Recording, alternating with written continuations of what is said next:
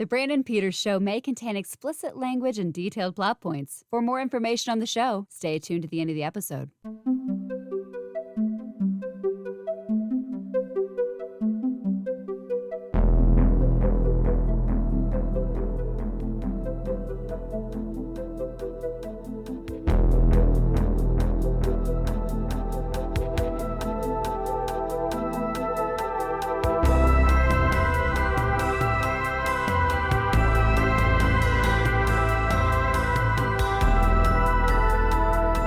And now, here's Brandon.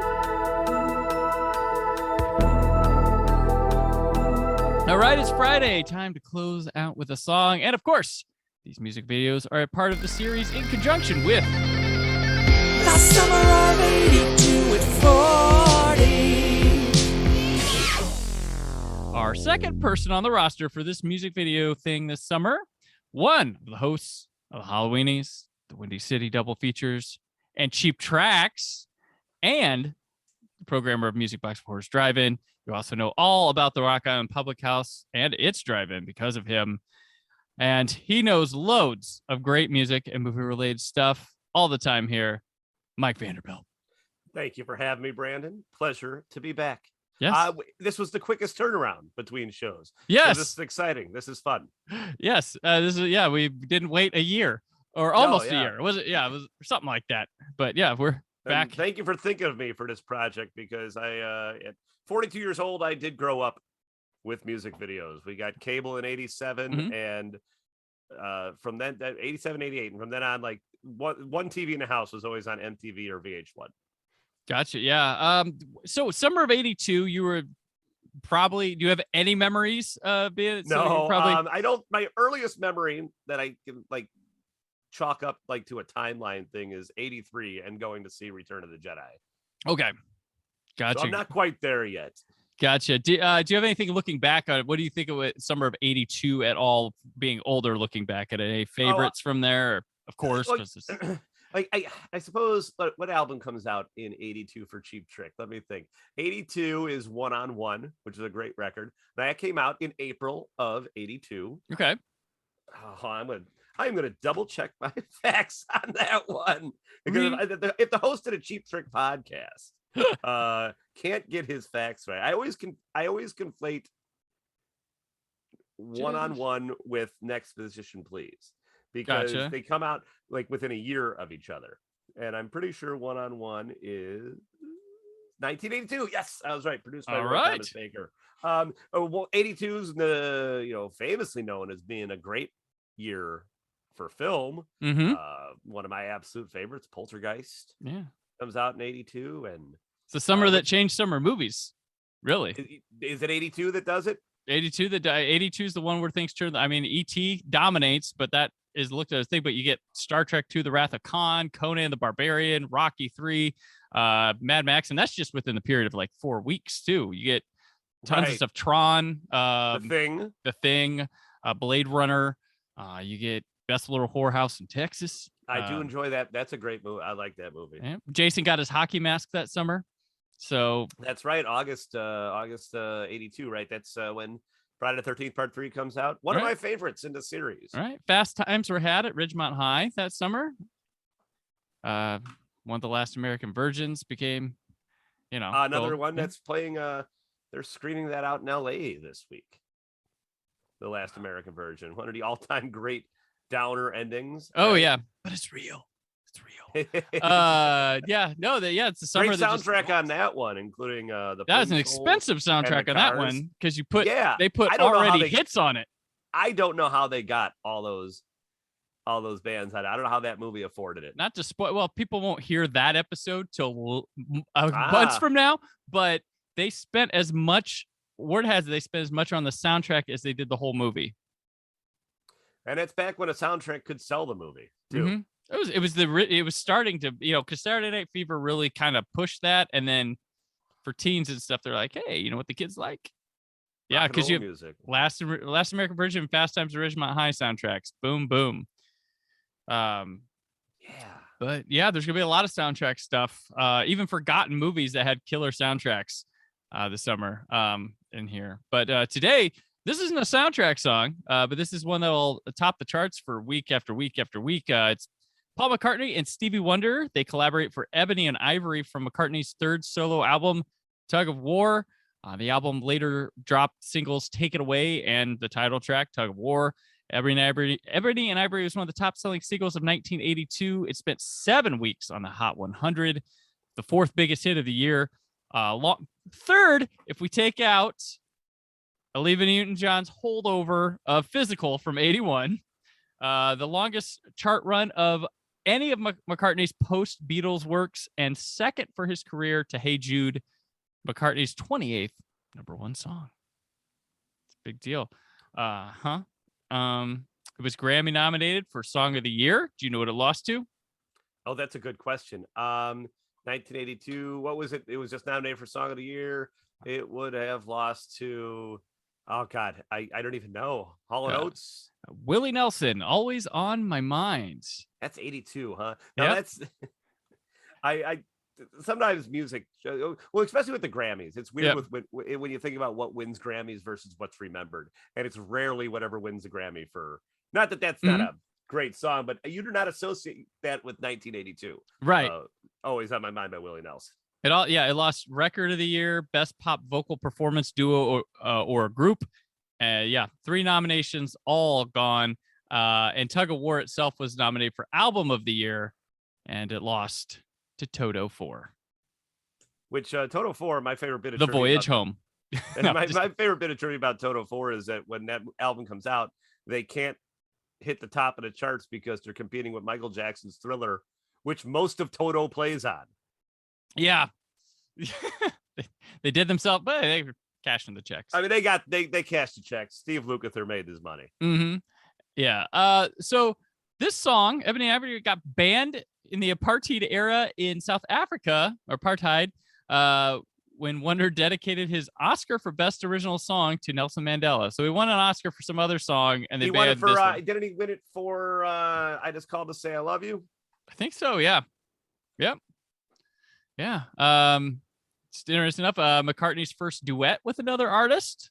This would lead to him. I can't believe it took him that long, but it's interesting that how much it influenced the rest of his career, or at least that early half throughout the 80s. Yeah, because if Michael Jackson hit, like he would do that.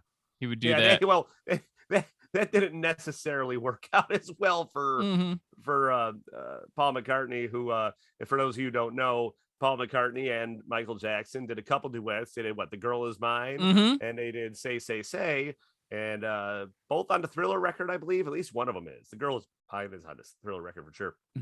And Paul McCartney recommended that Michael Jackson look into buying publishing rights for music, and Michael Jackson went and bought the Beatles catalog. That's right.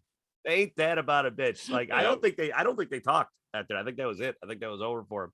I mean, that's bad for him, right? Yeah. It's like, yeah, nice idea. I own you. Yeah. What a scumbag move. So, the song's about keys on a piano, but psst, think again. It's about racial harmony too. Oh man, yeah. This song. I mean, pure, well-intended cheese. Yes, but so disappointing coming from McCartney and Wonder, right? Right. Yeah. Yeah. Sometimes two great artists, and I mean, I think but it's all McCartney. I don't think even Stevie Wonder even had a hand in writing this. Oh yeah. I don't think Stevie Wonder plays on it. I think he just sings on it. But of course that's the curse of McCartney, I guess, is that I mean, I love his stuff with the Beatles. I like his stuff with Wings. I like a lot of his solo stuff. I like a lot of his later stuff after this. But when he was saccharine, he was ultra saccharine, particularly during this era. But that's also what was selling, obviously, because we're still talking about this 40 years later, right?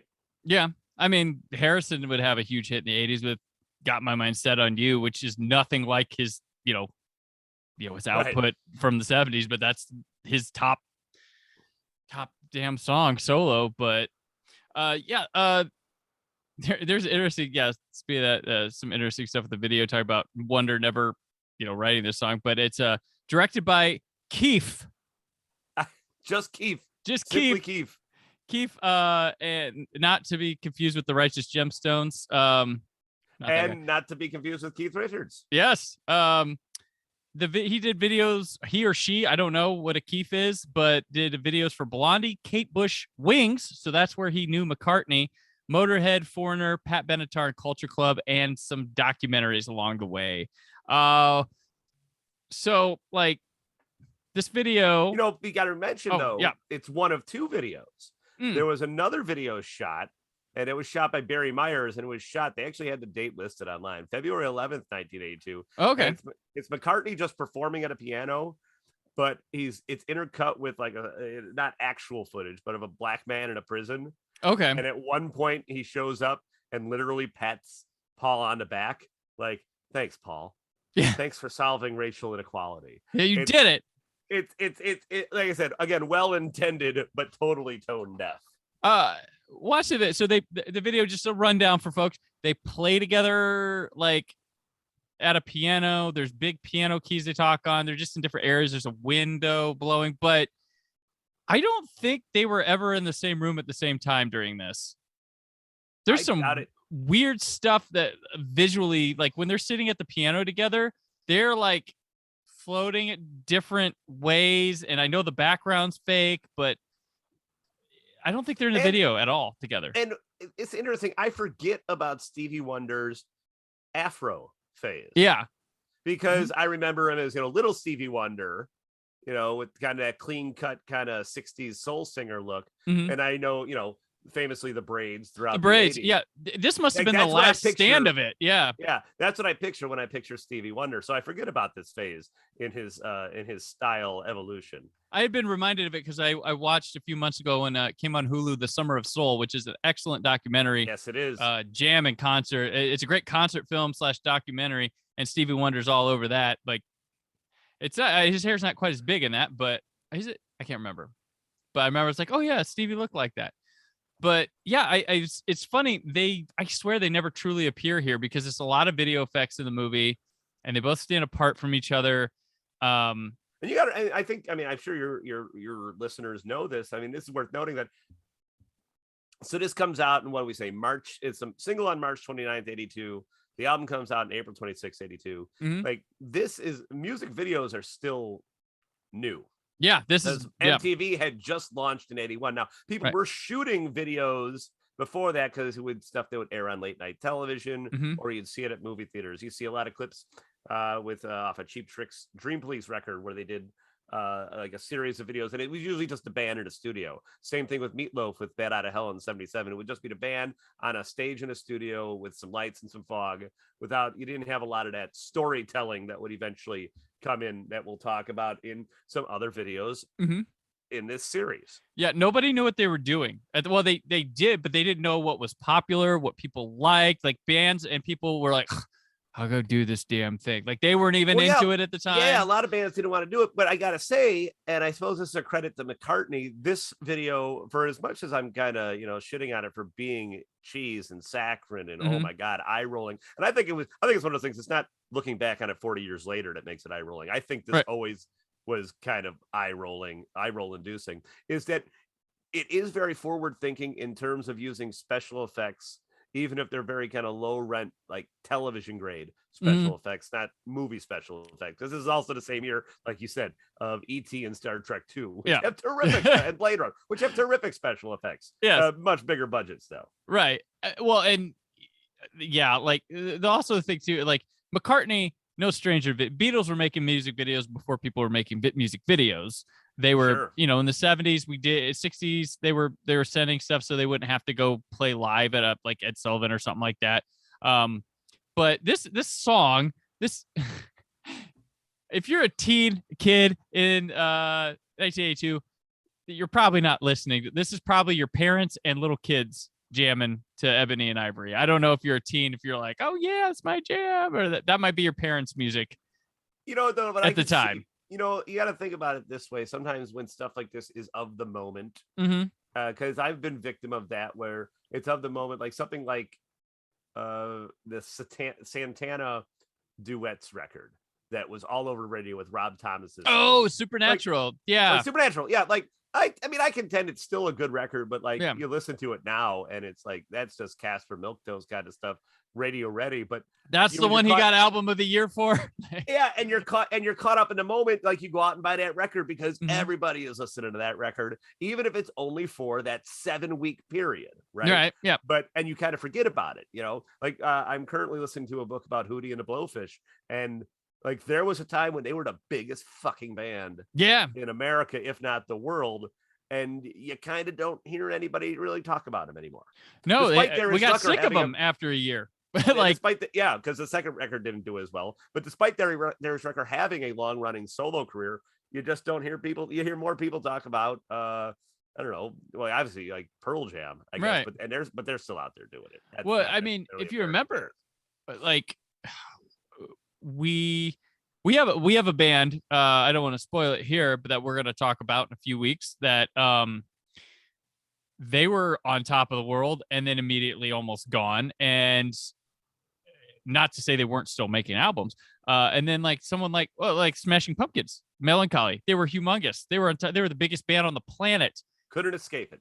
And then Adore came out. It was different. It still sold copies, but they went from like millions of copies to scratching the surface of barely crossing 1 million. Like Invest your money. Don't buy the Ferrari. Don't buy the Ferrari. Yeah. That's the rule. Paul McCartney didn't have to worry about that, but no, well, that's just it. Like, and also kudos to somebody like McCartney. Like, he could have rested on his laurels and been done after the Beatles, but a true artist, he's continued to make music, and like it would be easy to disqualify him, calling him like just a nostalgia act. Like, yes, when you go see him in concert, he's going to play you the hits, but he's still out there recording records and writing new tunes. And a great Stern guest as well. Always a pretty good interview on Stern, although still smarmy and smug as they come. Yeah, I will say though too, I was trying to place where he was, and one factor here is this is maybe a year and a half after Lennon is killed. Yeah, that's for him, December of 1980.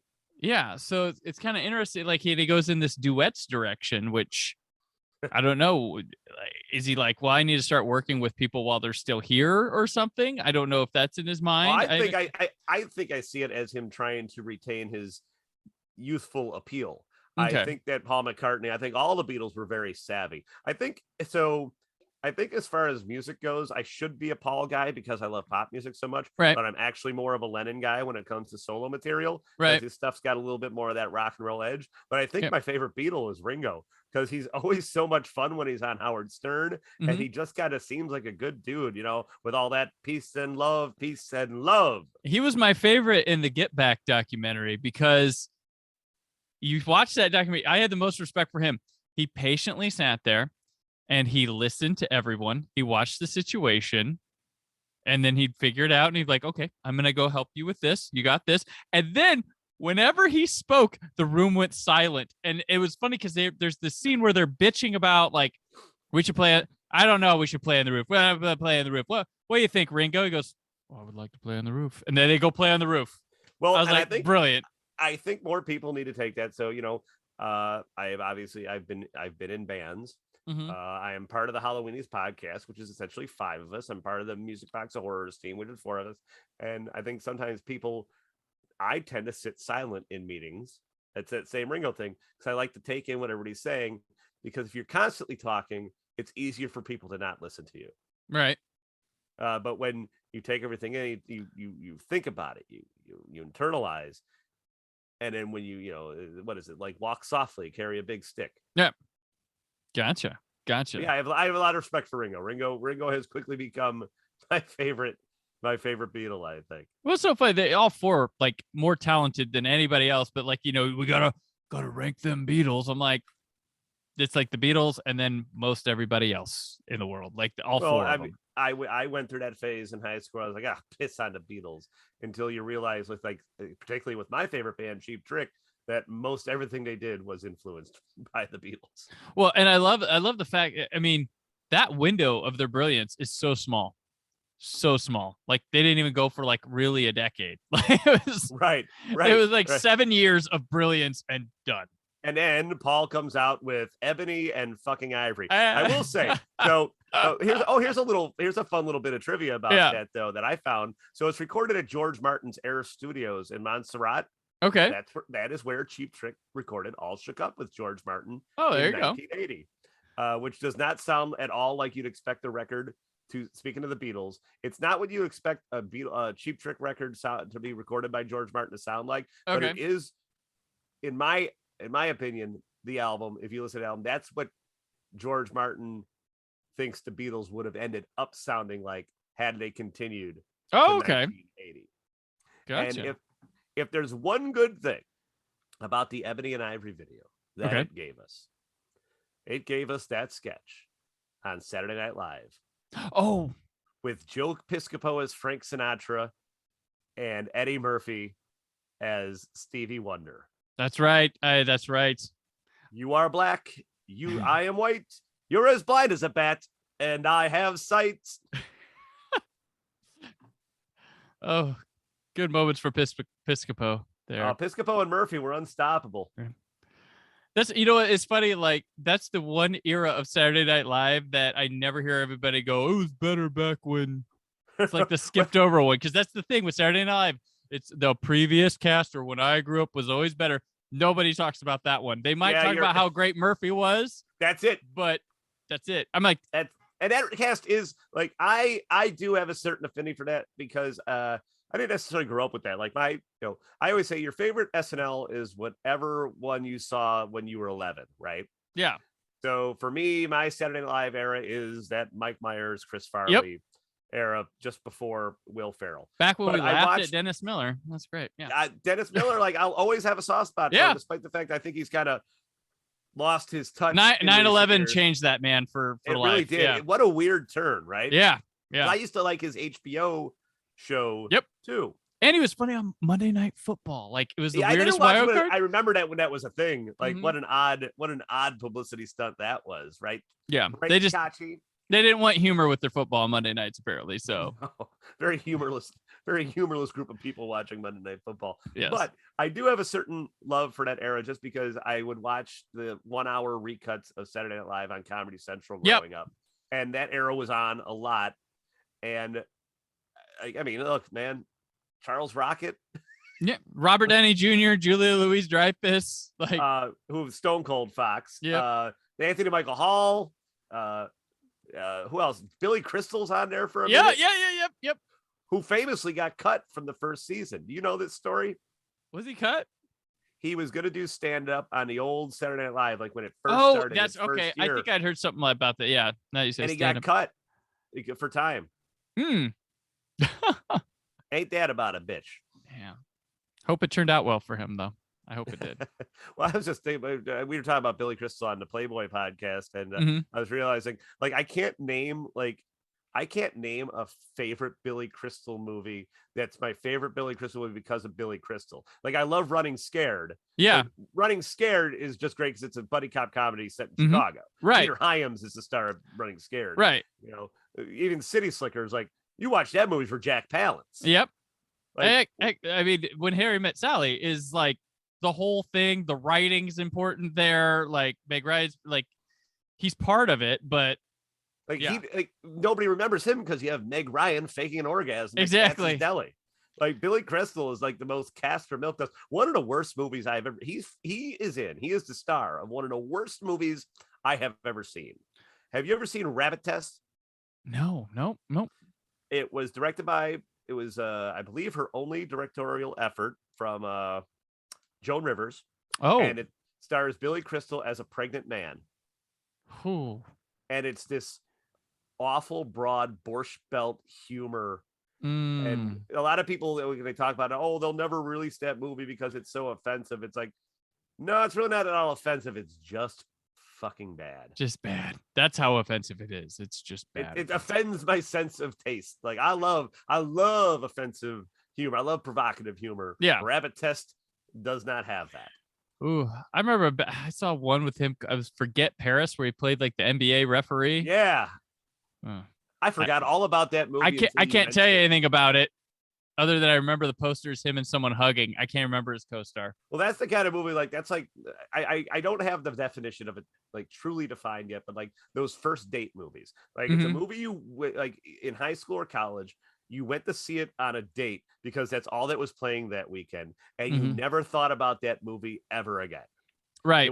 It ran its course. It was out for 3 weeks. It got middling reviews, and then nobody ever thought about it again. It's the kind of movie they just don't make anymore. And I miss, and I sort of miss those movies. I do. Now I'm like, oh man, we need that like super average, like not bad, but super average adult comedy. Yeah. Yep. So we're missing, but yeah. So yeah, there's not much to talk about with Ebony and Ivory here, obviously, because it's just what it is. It's kind of like a early version of a mall video, I like to call them, where like you go into like a clothing store and there's that one on the TV and there's just nothing to it, but you're like, I guess I'm in style because that's a hip video playing at my place. You could go stand and like, or the kind of video that you could make at the mall, where you could stand in front of the chroma key instead of in front of the blue screen or the green screen, and they'll add a bunch of cool stuff floating behind. Right. You. Yes. There you go. And it has that same music quality to it. Like, the funny thing is, Paul McCartney doesn't even play bass on this. Stanley Clarke does. Oh, wow. Yeah. He plays everything else on that record. Gotcha. It's a fine record. The B-side was Rain Clouds, which is a little bit more of a typical Paul McCartney tune, but still kind of forgettable. Gotcha.